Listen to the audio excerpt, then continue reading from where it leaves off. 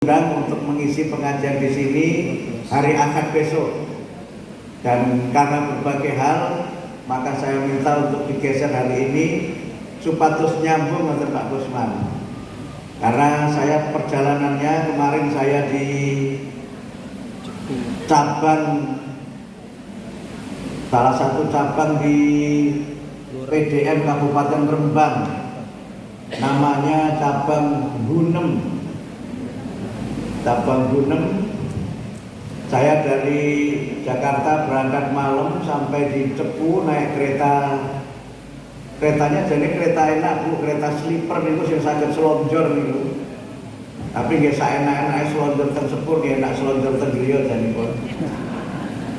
Saya sampai di Cepu itu jam 2:30 dini hari, kemudian melanjutkan perjalanan darat dari Cepu ke Gunem itu 1,5 jam. Nginep di rumah tokoh Muhammadiyah yang alhamdulillah di usianya yang ke-85 tahun masih aktif di Persyarikatan Muhammadiyah. Kemudian dari Gunem saya ke Kudus, ya ketemu ibunda tercinta di kampung halaman, sekaligus juga melihat amal usaha di ranting Mbak. Jadi saya selain mengurus PP Muhammadiyah juga mengurus ranting Muhammadiyah. Bahkan saya mengurus ranting Muhammadiyah di tempat kelahiran saya di Kudus dan di tempat tinggal saya di Tangerang Selatan bersama Mas Marzuki.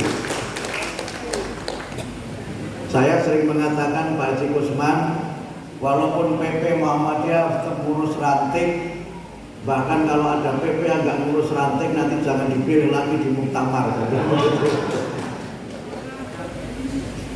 Karena tanpa ranting Muhammadiyah tidak ada cabang, tanpa cabang tidak ada daerah, tanpa daerah tidak ada wilayah, tanpa wilayah tidak ada pimpinan pusat. Sehingga kita betul-betul Muhammadiyah ini harus kita bangun dengan sistem piramida itu, di mana yang paling bawah itu yang paling banyak dan yang paling atas itu yang paling sedikit. Sehingga karena itu maka saya mencoba mengikuti apa yang dilakukan oleh Kiai Ahmad Dahlan. PP itu mungkin elit, tetapi tidak boleh elitis. Kita memang boleh saja elit karena jabatannya, tapi tidak boleh elitis. Karena kita menjadi orang elit harus peduli kepada orang yang alit. Itu penting dan itu yang dicontohkan oleh Kiai Ahmad Dahlan, dan itu yang seharusnya juga menjadi bagian dari kepribadian para pimpinan Muhammadiyah. Karena itu saya izin ini nanti saya kembali ke Jakarta lagi, nanti malam pengajian ranting Pak. Nanti malam pengajian ranting. Sehingga tetap nyambung, sehingga besok saya acara lagi, ganti acara lagi Pak. Besok saya acaranya itu rapat Masjid Muhammadiyah. Sehingga saya salah satu pembina masjid, dan hari ini pernyataan saya agak viral itu ya sebuah pernyataan Masjid Muhammadiyah harus dibina dengan baik supaya nasibnya tidak seperti kaleng Khongguan. Kalengnya merek Khongguan, isinya Rengguna. Ibu-ibu paling paham begitu. Jadi harus Masjid Muhammad itu kedasami. Nek jawine niku Muhammadiyah, plangi niku Muhammadiyah, ibadahipun, kegiatanipun nggih kedah Muhammadiyah. Karena itu Masjid Muhammadiyah niku jangan sampai seperti kaleng Khongguan. Ngoten nggih? Niki mau kadang wartawan yang tanya saya tapi nggak langsung saya jawab, karena ada yang menanyakan apakah maksud pernyataan Pak Mukti itu mengkritik kelompok tertentu yang selama ini orang tahu melu gawe Masjid Muhammadiyah ning ngempek Masjid Muhammadiyah. Nah, karena itu maka ini juga sekaligus kritik untuk Muhammadiyah. Ojo gum sregep bangun masjid ning masjide kosong melompong. Nah, itu. Karena kemarin saya di cabang Gunung itu Pak, itu peresmian asrama SMK Muhammadiyah 3 cabang Gunem. Minggu sebelumnya saya pagi di Magetan meresmikan Miracle Building SMK Muhammadiyah 3 Mojokerto. Malamnya saya pengajian di Kepanjen Malang, peresmian Masjid Muhammadiyah. Besoknya saya pengajian di Jember, peresmian 3 Masjid Muhammadiyah. Muhammadiyah itu bangun terus. Sengken tanda tangan itu PP, alhamdulillah PP ini ratau nyumbang. Itulah hebatnya Muhammadiyah itu. Tapi sekali lagi kami mengingatkan, sebagaimana lagu Indonesia Raya tadi itu, bangunlah badannya, tapi juga bangun jiwanya. Amal-amal usaha dan berbagai bangunan itu adalah badan, tetapi jiwanya adalah kegiatan-kegiatan dakwah Muhammadiyah. Dan inilah yang alasan kenapa Prof. Agus, Prof. Wahyu saya geser jadwalnya dari rencananya hari Sabtu, hari Ahad kita majukan ke hari Sabtu ini. Ini kan cara haji itu namanya tanazul. Dimajukan tanazul. Kita kan boleh nanti nggih. Lontar jumrohnya itu kan boleh tanggal 11, 12 dan 13 atau 11 dan 12 saja juga sudah sah dan sudah insya Allah menjadi haji yang mabrur. Karena itu alhamdulillah akhirnya saya bisa ke Wonogiri juga. Walaupun semalam saya perjalanan dari Kudus itu ada kawan saya dari Wonogiri yang aktif di PP Muhammadiyah nyampaikan ke saya, Mas Mukti jangan lupa bakso dan mie ayam Wonogiri.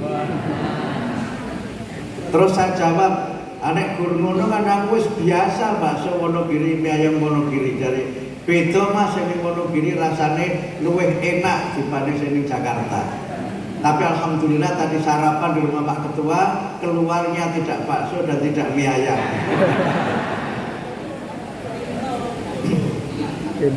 Bapak Ibu kami hormati, bulan-bulan ini adalah bulan silaturahim, yang itu merupakan sebuah peristiwa budaya yang di Indonesia diberi nama halal bihalal. Halal bihalal itu budaya, bukan syariat. Saya tegaskan, halal bihalal itu budaya, bukan syariat. Tetapi budaya halal bihalal itu merupakan, saya ini saya pakai istilah kampus, halal bihalal itu merupakan budaya yang merupakan vernakularisasi ajaran agama Islam. Saya pakai kata vernakularisasi, tapi sudah jadi bahasa Indonesia. Vernakularisasi itu adalah sebuah proses di mana ajaran dan nilai-nilai Islam itu dipahami dan kemudian diaktualisasikan dan dilembagakan menjadi sebuah tradisi dan menjadi sebuah kebudayaan yang utama, yang bermanfaat dan bisa diterima oleh semua masyarakat. Tadi disampaikan oleh Pak Ketua juga oleh Pak Bupati, bagaimana selama halal bihalal itu rangkaiannya itu kan ada 4. Yang pertama tentu kita bersama-sama mengakhiri dan menyempurnakan puasa kita dengan berhari raya. Dan kita merayakan kemenangan itu dengan bertakbir. Sebagaimana firman Allah, walitukabbirullaha ala ma hadakum. Kamu rayakan kemenangan itu dengan bertakbir, mengagungkan asma Allah sebagaimana yang telah diberikan petunjuknya kepada kamu sekalian. Tapi takbir kemudian menjadi takbiran. Nek takbir itu syariat, nek takbiran itu sebagiannya ada budayanya. Karena itu Pak Polisi sempat dibikin pusing. Karena sekarang ada takbiran, sing malah musiknya itu tripping. Takbiran musiknya itu koplo. masang perlengkapan takbiran durung bodoh udute ngedis. Nah, mboten ngertos teng Wonogiri sing ngoten niku napa mboten? Mboten. Itu namanya takbiran, karena itu Muhammadiyah tidak setuju takbir yang seperti itu. Karena apa? Nilainya menjadi tercerabut, hakikatnya menjadi hilang, yang ada tinggal hiburannya saja. Nah, karena setelah kita takbir, kita sholat Idul Fitri, itu semuanya syariat. Dan kemudian kita saling mendoakan yang juga ada syariatnya, yaitu taqabbalallahu minna wa minkum minal aidin wal faizin, menika wonten dasaripun. Nek jenengan maos kitab Fiqhus Sunnah ingkang dipun serat dening Syahid Sabiq, itu ada pada bagian penjelasan hari raya tentang ucapan setelah kita ini berhari raya. Sampai di situ masih syariat. Tapi juga ada tradisi lain yang menyatu dengan itu, namanya mudik. Mudik itu budaya, tapi budaya mudik itu berasal dari aktualisasi ajaran tentang Idul Fitrah. Idul itu artinya kembali. Bahasa lainnya mudik itu kembali.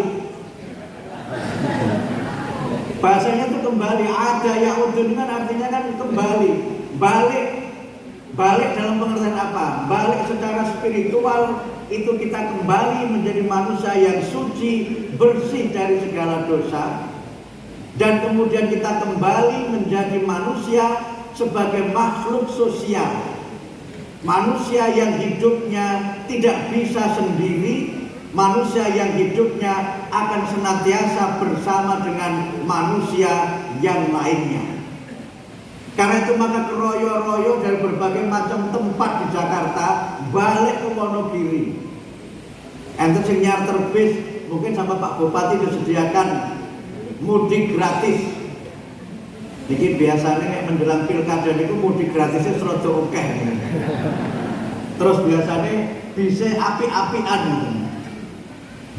Tapi sebagian yang Wonogiri niku enten sing pinter, Pak. Tonggo-tonggo kula teng Jakarta kada sing Wonogiri niku pinter. Nek Idul Fitri mboten sami kondur. Sebab napa? Nek bodo niku sing dodol niku sithik. Wong metu akeh sehingga dagangannya menjadi laku keras. Itu kecerdasan orang Wonogiri gitu. Pulangnya itu pas nyadran menjelang Ramadan. Nah, itu pulang mudiknya. Tapi oke lah, itu kembali kepada tradisi. Karena itu maka orang keroyo-royo jatuh pulang dari mana-mana itu dalam rangka dia ingin untuk menjadi makhluk sosial yang hidupnya punya makna, hidupnya akan berbahagia kalau dia bersama dengan yang lainnya. Kemudian ada halal bihalal di mana kita ini saling maaf memaafkan. Taqabbalallahu minna wa minkum minal aidin wal faizin. Minal aidin wal faizin itu mboten enten hadise. Tidak ada dalilnya. Minal aidin wal faizin itu budaya. Orang-orang Spanyol, perempuan-perempuan Spanyol waktu itu namanya masih Andalusia, Spanyol. Bapak Ibu, Islam itu kan pernah menguasai Spanyol selama 8 abad. Selama 8 abad itu Islam menguasai Spanyol. Bahkan tidak hanya itu, Islam mencerahkan dunia dari 2 pusat peradaban Islam, yaitu Andalusia dan Baghdad. 2 pusat peradaban itulah yang membuat Eropa yang waktu itu masih dalam kegelapan dan kebodohan menjadi bangsa-bangsa yang mereka kemudian belajar dari Islam, dan Islam menerangi dunia dengan 3 fondasi peradaban. Fondasi pertama adalah iman dan takwa, fondasi kedua adalah ilmu pengetahuan dan teknologi, fondasi ketiga adalah akhlakul karimah, seni dan budaya. Karena itu maka mereka ketika sedang berbahagia, perempuan-perempuan Andalusia ini saling membaca minal aidin wal faizin, yang itu kemudian dipopulerkan oleh seorang penyair Spanyol namanya Syafiuddin Al-Hilli. Jadilah ungkapan itu satu paket minal aidin wal faidin, ditambah satu lagi mohon maaf lahir dan batin. Mohon maaf itu ajaran agama Islam, tetapi memberikan maaf itu adalah sikap yang lebih utama dibanding kita meminta maaf. Karena itu kalau kita mencoba memahami Ali Imran 134, di antara ciri manusia bertakwa adalah alladzina yunfikuna fis-sarra wad-dharra wal kadhiminal ghaidh wal 'afina 'anil nas. Wal 'afina 'anil nas ini kalau kita menggunakan pendekatan bahasa itu digunakan atau disebutkan dalam bentuk fi'il madhi, artinya past tense. Yang kalau kita gunakan pendekatan bahasa ini, maaf itu sudah harus kita berikan sebelum orang meminta maaf kepada kita. Dan itulah tadi Pak Ketua menyampaikan, kita saling memaafkan. Karena kalau kita sudah saling memaafkan, maka hubungan kita dengan sesama umat manusia akan kembali terjalin dengan baik. Kemudian saling berkunjung ke rumah, dari rumah ke rumah. Ada open house, ada open house. Ketika open house itu, orang itu bisa open house kalau dia punya dua open, yaitu open mind dan open heart. Tiang itu sakit omahe dibuka, lawangnya dibuka, jendelanya dibuka, suguhannya dijejer-jejer, itu karena hatinya bahagia. Dan orang itu bisa berlaku seperti itu kalau pikirannya itu padang. Nek pikirannya padang, hatinya lapang, orang akan bisa open house. Nah, itulah semuanya yang menjadi satu rangkaian budaya yang menyatu dengan istilah halal bihalal itu, yang merupakan bagian dari, sekali lagi, vernakularisasi ajaran agama Islam. Karena itu Pak Bupati, saya beberapa supaya halal bihalal ini termasuk mudik itu diperjuangkan oleh pemerintah Indonesia supaya menjadi warisan budaya dunia tak benda yang berasal dari Indonesia.